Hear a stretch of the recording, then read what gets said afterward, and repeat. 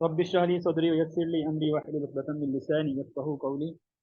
उसका क्वेश्चन ये है कि which metabolic fuel is utilize for the generation of glucose in for generating glucose in severe starvation.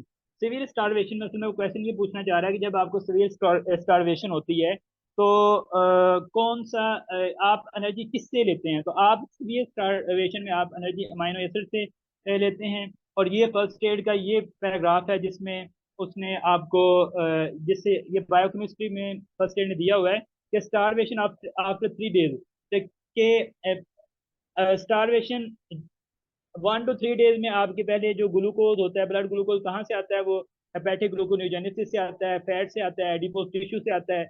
और आपका जो है वो ग्लूकोनियोजेनिस हेपेटिक ग्लूकोनियोजेनेसिस से आता है। तो ये आपने फैट से भी कर लिया और ग्लाइकोजन ग्लाइकोजन ग्लाइकोजन को भी तौर पर ग्लूकोज हासिल किया।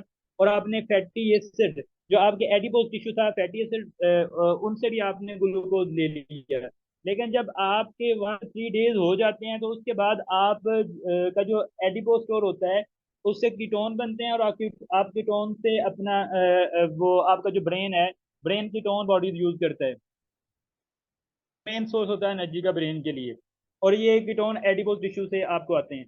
लेकिन उस आप जो सीवियर स्टारवेशन होती है आफ्टर 3 डेज कुछ नहीं खाया तो आपकी जो मेनली एनर्जी होती है वो प्रोटीन डिग्रेड होती है। तो प्रोटीन जब डिग्रेड होती है तो अमाइनो एसिड बनते हैं। और अमाइनो एसिड से आप ये अमाइनो एसिड बनते हैं और अमाइनो एसिड से के थ्रू आप अपनी ग्लूकोज को प्रोड्यूस करते हैं और ये ग्लूकोज को बॉडी यूज करती है। तो ये जो क्वेश्चन था इट मीन कि आप सीवियर स्टारवेशन में जो एनर्जी है वो अमाइनो एसिड से लेते हैं आफ्टर 3 डेज के बाद। अमाइनो एसिड बनते हैं, प्रोटीन टूटती है, अमाइनो एसिड से ग्लूकोनियोजेनेसिस होती है और ग्लूकोज प्रोड्यूस होता है। तो what does the vomiting cause. Vomiting से क्या होता है आपको पता है। ये आपका स्टमक है और ये आपके ब्राइटर सेल होते हैं, यहाँ से एसिड प्रोड्यूस होता है। जब आप वोमिटिंग करते हैं तो वोमिटिंग से आपका हाइड्रोजन आयन लॉस हो जाते हैं और हाइड्रोजन लॉस होते हैं एसिड आपको मेटाबॉलिक एल्कलोसिस होगा। तो मेटाबॉलिक एल्कलोसिस होगा। उसके बाद है आपका which of the following vaccine is known to cause serious side effect of the encephalitis once administered to infant। कि बच्चों में कौन सी ऐसी वैक्सीनेशन है जो इंसेफ्लाइटिस करवा सकती है, आपके ब्रेन पैरेन्काइमा की इन्फ्लेमेशन करवा सकती है, जैसे कहते हैं इंसेफ्लाइटिस। तो वो आपकी मीजल वैक्सीन जो होती है ये आपको ब्रेन इंसेफ्लाइटिस करवा सकती है। इसकी एक्सप्लेनेशन ये वगैरह सब लिखी हुई है, ये आप रीड कर लेंगे बाद में। What are the considered fat fast expiration in 2 year of the child. तो ये एक कंट्रोवर्शियल एमसीक्यू है लेकिन कुछ जगह लिखा हुआ है कि ग्रेटर देन 30 पर मिनट पे आप फास्ट रेस्पिरेशन कहते हैं। और कुछ ऑथर ये कहते हैं कि ग्रेटर देन 40 पर ब्रेथ पर मिनट पे आप इसको फास्ट कहते हैं। तो ये उसने लिखा है कि 2 ईयर ऑफ द चाइल्ड, तो 2 साल का जो बच्चा है उसे हम टॉडलर कहते हैं, ठीक है। और टॉडलर का जो नॉर्मल रेट है वो 26 32 ब्रेथ पर है। ये टॉडलर कहते हैं जो बच्चा 1 to 3 ईयर पे। तो अगर आपका ये नॉर्मल है तो इसलिए आप इसको 30 से अबव या फिर आप कर सकते हैं 40 बाज जगह लिखा है और बाज जगह 32 लिखा हुआ है। तो ये कंट्रोवर्शियल एमसीक्यू है। उसके बाद है तो इसका कंफर्म बाई चलें जी। इसका जो आंसर है वो आप जो है वो 40 पर मिनट, ग्रेटर देन 40 पर मिनट, 40 ब्रेथ पर मिनट हो तो इसे फास्टर रेट कहते हैं। क्योंकि 26 to 32 तो नॉर्मल है टॉलरर टॉलरर में 2 साल के बच्चे में। तो 32 तक नॉर्मल है। तो 32 से ज्यादा कहेंगे तो फिर भी फास्ट नहीं होगा।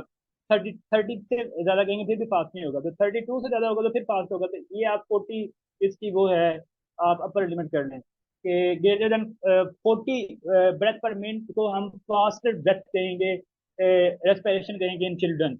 और उसके बाद है in a young female involve in the road traffic accident with distant abdominal injury, normal respiration,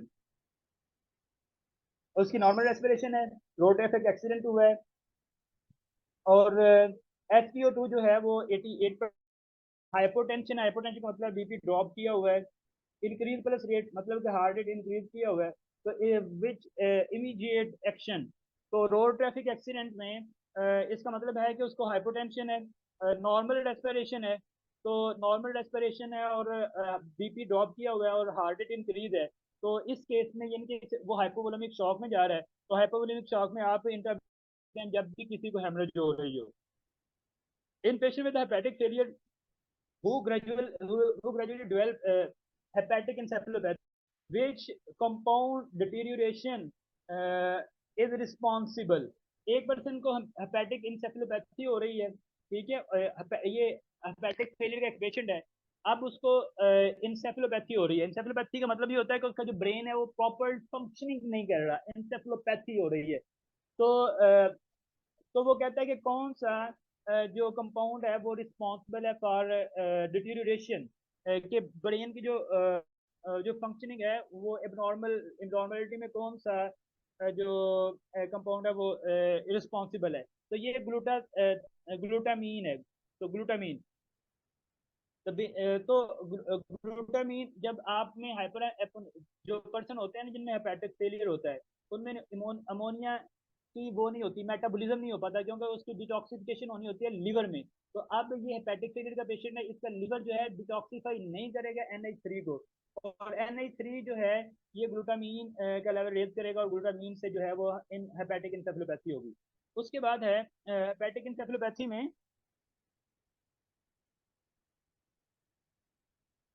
hepatic encephalopathy में जो है वो कहता है हेपेटिक इंसेफेलोपैथी में डिक्रीज मेटाबॉलिज्म हो जाता है अमोनिया का, ठीक है, और ये जो आपकी बायोकेमिस्ट्री है उसमें यू वर्ड का क्वेश्चन था, उसमें लिखा हुआ था ये जो आपको मैंने बताया। What is the half life of the platelet, तो प्लेटेट की जो हाफ लाइफ है वो आपकी होती है 7 to 10 डेज, ये जो रट्टा है ये आपने बस ये भी ये फर्स्ट ग्रेड में लिखा हुआ है, तो ये सारे एमसीक्यू तकरीबन आप अगर आपने फर्स्ट एड अच्छी तरह से की हुई है तो आपको आ जाएंगे। What is the blue greenish,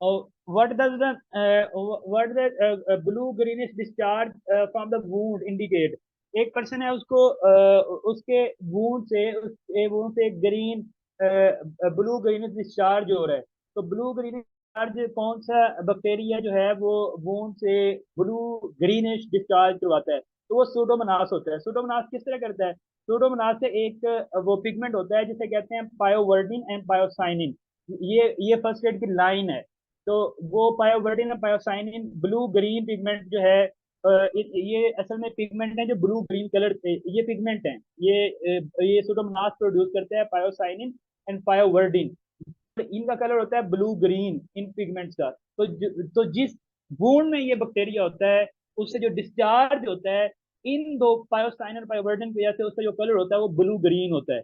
उसके बाद है आपका which when does the secondary haemorrhage occur, secondary haemorrhage आमतौर पे आपकी जो प्राइमरी हेमरेज होती है वो विद इन 24 आवर होती है, और उसके बाद जो है वो जो सेकेंडरी हेमरेज है उसका जो ड्यूरेशन आमतौर पर बुक में लिखा हुआ है वो है 7 से 14 डेज आफ्टर सर्जरी, तो 7 से 14 डेज आफ्टर सर्जरी इसे आप प्राइमरी हेमरेज जो होती है bleeding at the time of the surgery, और blood stain saliva from the 1 to 12 to 24 hour, तो और जो सेकेंडरी हेमरेज है वो up to 14 days after surgery यानी कि 7 to 14 डेज में आपकी होती है ये सेकेंडरी हेमरेज, जो हेमरेज होती है उसे हम सेकेंडरी हेमरेज कहते हैं।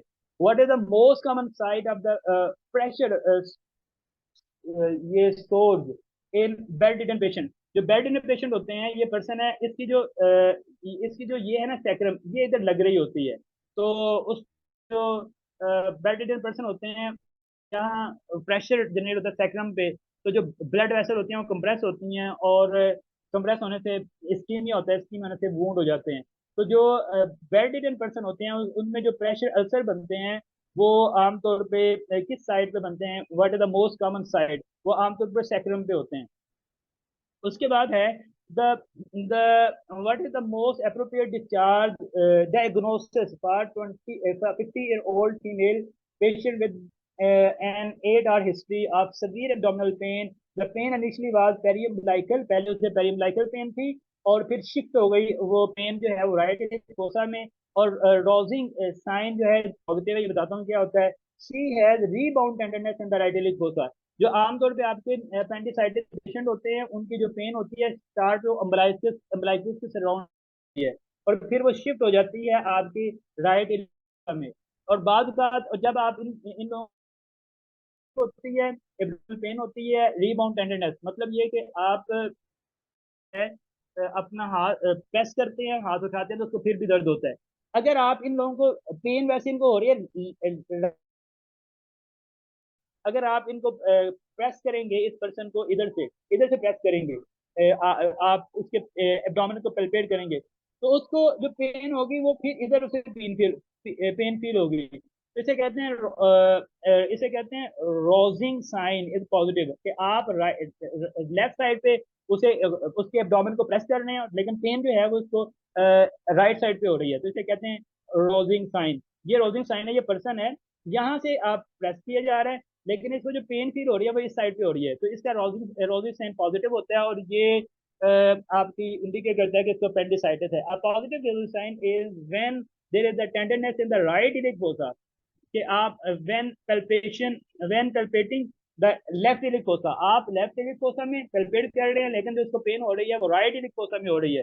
और this could also mean appendicitis, ये अपेंडिसाइटिस के लिए इसमें पॉजिटिव होता है। आमतौर पर जो अपेंडिसाइटिस के जो पेशेंट होते हैं वो किस तरह प्रेजेंट करते हैं, माइग्रेटिंग एब्डोमिनल पेन होती है, most common and specific symptom है। सब माइग्रेटिंग एब्डोमिनल पेन इसका स्पेसिफिक मोर स्पेसिफिक सिम्टम है देन अदर्स। इससे पहले अम्बलाइकल रीजन पे उसको पेन हो रही थी, फिर उसको राइट इलिक फोसा में पेन जो है वो शिफ्ट हो गई है। Initially diffuse peri umbilical pain, पहले अम्बलाइकल के सराउंडिंग में पेन होती है, फिर irritation of the visual peritoneum pain जो है वो उसकी T10 to T जो है T8 to T10 डर्माटोम में फील होती है, और फिर लोकलाइज हो जाती है राइट इलिक फोसा में विद इन 12 to 14 आवर्स में।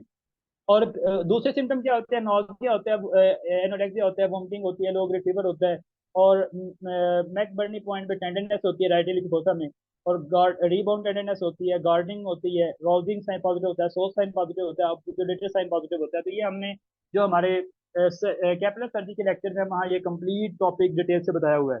तो इसमें जो रोजिंग साइन पॉजिटिव था तो उसने पूछा था आपका डायग्नोसिस तो अपेंडिसाइटिस, तो करेक्ट आंसर है अपेंडिसाइटिस। उसके बाद है आपका what is the cause of diarrhoea in 30-year-old male who presented with profuse diarrhoea and vomiting, appearing toxic, appearance उसकी टॉक्सिक है और डिहाइड्रेटेड है person. He had dinner at function where multiple meat dishes were serve 3 hours early. 3 घंटे पहले वो एक 3 hours पहले वो एक पार्टी में था, और पार्टी में उसने बड़ा जबरदस्त खाया है। क्या खाया है उसने, ये जो उसकी उसने डिनर की है, और मल्टीपल, तो कोई भी पार्टी की हिस्ट्री हो, और पार्टी की हिस्ट्री के बाद आपके आपके भाई को, आपके दोस्त को, आपको सबको डायरिया हो जाए, मोस्ट ऑफ द पर्सन को इस तरह की हिस्ट्री हो, और vomiting, profuse diarrhoea and vomiting, vomiting इसमें ज्यादा अपेरेंट होती है, ज्यादा डोमिनेंट होती है, और अब वो डिहाइड्रेटेड है। तो उसने उन्होंने पार्टी खाई है, पार्टी खाने के बाद उनको अब वोमिटिंग प्रीडोमिनेंट है, डायरिया हो रहा है, और एक से ज्यादा लोगों को हो रहा है। तो ऐसी कंडीशन में ये आपका स्टेफिलोकोकस टॉक्सिन, इसकी फूड पॉइजनिंग हो जाती है स्टेफिलोकोकस ऑरियस के टॉक्सिन की वजह से। ये हीट स्टेबल टॉक्सिन होता है और ये डायरिया काज करवा रहा होता है, और इसमें वॉमिटिंग प्री डोमिनेंट होती है। आमतौर पे हिस्ट्री क्या होगी, एक पार्टी थी, वहाँ पार्टी खाने के बाद कोई 3 आवर to 6 आवर में, यानी कि अर्ली सिम्टम इसके आते हैं कि मल्टीपल लोगों को जो है ना वो predominant vomiting and diarrhoea होना शुरू हो गया।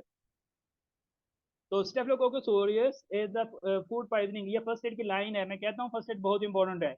Staphylococcus aureus food poisoning is due to injection of preform toxin.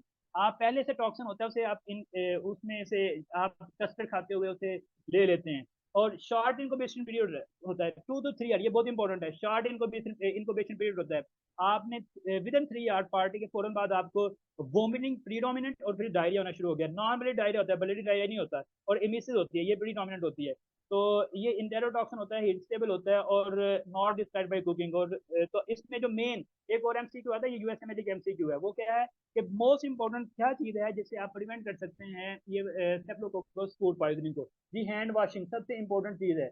इसलिए कहते हैं ये जो हमारे हम होटल पे जाते हैं, रेस्टोरेंट पे जाते हैं, तो लोग बड़े बड़े अच्छे रेस्टोरेंट है पाकिस्तान में, लेकिन उनका वो सबसे जो गंदी जगह होती है ना उनकी, वो उनके देखते हैं उन्होंने सोप कौन सा रखा हुआ है, और उनका जो वॉशरूम है सबसे वो गंदे होंगे। वैसे उन्होंने बहुत सब कुछ है, आपका टेबल बहुत साफ होगा, बाहर से डेकोरेशन बहुत जबरदस्त होगी, लेकिन जब आप उनसे पूछें वॉशरूम की तरह, तो वो सबसे गंदा वही होगा। तो हालांकि किसी भी रेस्टोरेंट में सबसे ज्यादा जो फोकस करना चाहिए वो हैंड वॉशिंग पे करना चाहिए, लेकिन हम उस पे नहीं होता, और हमें भी कोई इससे फर्क नहीं पड़ता। हम कहते हैं बस बैठने की जगह अच्छी हो, और खवातीन कहती हैं बस डेकोरेशन खूबसूरती हो तो बस जबरदस्त है, बाकी हमें कोई परवाह नहीं है, इसी तरह ना। तो which characteristic are associated with the transverse myelitis? Transverse myelitis जो है इसकी जो मोस्ट कॉमन फीचर्स हैं वो कौन से हैं? तो ट्रांसफर इडियोपैथिक ट्रांसफर माइलाइटिस में इम्यून मीडिएटेड डिस्ट्रक्शन होती है स्पाइनल कॉर्ड की। स्पाइनल कॉर्ड जो टिश्यू होता है उसकी इन्फ्लेमेशन हो जाती है, और ये किस कोई इन्फेक्शन होता है, और यानी कि अपर रेस्पिरेटरी ट्रैक्ट इन्फेक्शन हुआ और उसके बाद उसको स्पाइनल कॉर्ड की इम्यून मीडिएटेड डिस्ट्रक्शन होना शुरू हो गई है, ये है ट्रांसमाइलाइटिस। अब ये प्रेजेंट किस तरह करता है? इसमें मोटर सिम्टम भी आते हैं, सेंसरी भी आते हैं और ऑटोनॉमिक भी आते हैं। तो बायलैटरल मोटर वीकनेस हो जाती है उसके बाद, ठीक है। अर्ली जो है वो फ्लैसिड पैरालिसिस होता है, और फिर प्रोग्रेसिव फिर बाद में स्पास्टिक पैरालिसिस होता है। पहले कौन सा पैरालिसिस होता है? पहले आप उससे होता है फ्लैसिड पैरालिसिस, फिर कौन सा होता है? स्पास्टिक, और उसके बाद bilateral sensory dysfunction. All सोमैटो sensory system उसकी सेंसर जो है ना वो सेंसरी सिस्टम एबनॉर्मल हो जाता है, और फिर उसके बाद ऑटोनॉमिक डिस्फंक्शन होता है, बावल एंड ब्लैडर। तो तीन तरह के सिम्टम आना शुरू, पहले अपर रेस्पिरेटरी ट्रैक्ट इन्फेक्शन हुआ, कोई वायरल इन्फेक्शन हुआ, उसके बाद उसका जो स्पाइनल कॉर्ड की डिस्ट्रक्शन शुरू हो गई है, और उसकी वजह से उसको अर्ली जो है वो फ्लैसिड पैरालिसिस होगा, यानी मोटर प्रॉब्लम आ रहे हैं, और फिर उसको स्पास्टिक पैरालिसिस होगा, फिर उसको बायलैटरल सेंसरी डिस्फंक्शन होगा, और फिर उसको ऑटोनॉमिक जो बावल एंड ब्लैडर डिस्फंक्शन होगा। अगर इस तरह की हिस्ट्री है तो ये जो कंडीशन है हम कहते हैं ट्रांसवर्स माइलाइटिस, और उसमें क्या प्रॉब्लम आते हैं? Motor and autonomic system, motor sensory सारे आते हैं, motor sensory and autonomic dysfunction होता है ट्रांसवर्स माइलाइटिस में। तो डायग्नोसिस किस तरह करते हैं? आपने एमआरआई ऑफ द स्पाइन करवाना होता है, और लंबर पंक्चर करवाना होता है, और इसमें आप जो ट्रीटमेंट इसका क्या है? ट्रीटमेंट ये है कि आपने ग्लूकोकॉर्टिकॉइड देने होते हैं, और या फिर सेकंड ऑप्शन उससे अगर आराम नहीं आता तो आपने प्लाज्मा फेरेसिस करनी होती है। Which of the following tests are the predictive of ischemia of the coronary artery? कौन सा जो कौन सा जो टेस्ट है उस वो हमें बताता है ischaemia of the coronary artery, यानी कि ये आपका हार्ट है और ये आपकी कोरोनरी आर्टरी है, इधर से ब्लड आ रहा था, यहाँ आप उसमें ब्लॉकेज है कोरोनरी आर्टरी में, ये कोरोनरी आर्टरी है, तो यहाँ जो मसल होंगे उनको वो नहीं पहुंचेगा, क्या नहीं? ब्लड नहीं पहुंचेगा, तो इस्कीमिया होगा। अब इस इस्कीमिया को देखने के लिए कि आप इसको देखते हैं मसल को, तो उससे इस्कीमिया तो नहीं हो रहा, अगर इस्कीमिया है तो इसका मतलब है फिर जो आपकी कोरोनरी आर्टरीज में ब्लॉकेज है। तो ये थेरियम आप करते हैं थेरियम स्कैन, थेरियम स्कैन करते हैं। थेरियम स्कैन किस तरह का होता है?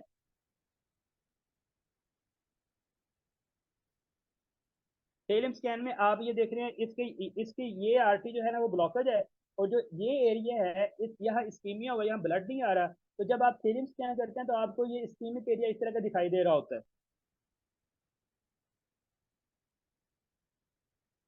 उसके बाद है आपका what investigation should be done next for a 30-year-old female who presented with low hemoglobin। एक पर्सन एक फीमेल है 30 ईयर ओल्ड की, और उसको वो उसकी हीमोग्लोबिन कम है, उसकी लो मीन कार्पस्कुलर एमसीवी भी कम कम है, उसका मीन का वॉल्यूम, और उसकी जो है मीन कार्पस्कुलर हीमोग्लोबिन कंसंट्रेशन वो भी कम है, और मीन कार्पस्कुलर हीमोग्लोबिन एमसीएच ये सब कुछ कम है। तो ये शो कर रहा है आपका उसको आयरन डेफिशिएंसी एनीमिया को। तो आयरन डेफिशिएंसी एनीमिया में जो रिलायबल टेस्ट है वो सीरम फेरिटिन आपने चेक करना होता है।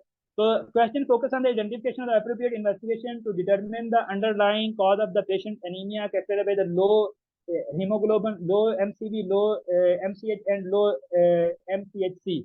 The anemia is most likely due to decreased iron store, result in iron deficiency anemia. तो आयरन डेफिशिएंसी एनीमिया में आप क्या करते हैं, आप सीरम फेरेटिन को चेक करते हैं.